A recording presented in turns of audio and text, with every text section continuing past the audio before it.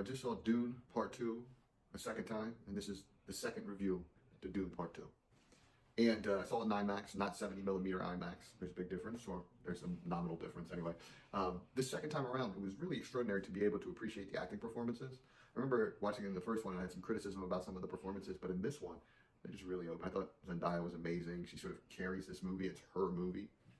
And Javier Bardem, I thought he was too silly, but he was really great in this. And yeah, I mean, just amazing visuals and everything like that. Now, my criticism and what continues to come up for me is like the explanation about how things are done, like where do they get the clothes from, where do they get their armors from, where does this, that, and the other thing happen. And then it also, in watching it a second time, it feels like there's scenes, like connective tissue from scene to scene, that they just left out, like sort of like planning the attacks in the spice fields in the north, or even like them having a conversation about, oh, here's what we know about the Harkonnens, here's what House Atreides taught me growing up, and also like how the Fremen, how are they so talented at fighting, and sort of how do you get off the worm? You know, how do you get out there? They're traveling, they're taking these worms all over. Do the worms listen? You know, they don't show any of that. So, I mean, those are nitpicks, but those are the questions that I had in the story.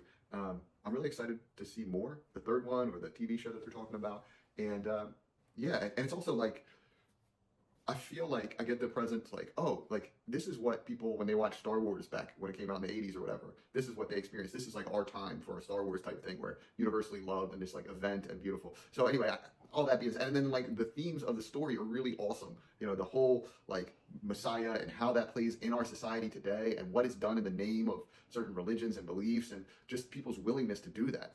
Yeah, just love this. I love this. And this is in Denis' filmography. You know, he has like Arrival and all this, but this is like his war movie / his genre trilogy. And all great directors seem to have these moments, or at least the modern day director have these moments. Like Nolan has his Batman trilogy. This is Denis' trilogy, and he's doing a wonderful job. I can't wait to see more. And that's what I got. I'm gonna actually elevate my score to like a 93. And yeah, you should go see it. Go see it in the theater. Go see it in the best thing. I saw it in 70 millimeter, but the first time, but I saw it in regular IMAX this time. It was a newer IMAX, so the seats were more comfortable, and I absolutely loved it. So that's what I got. Peace and love.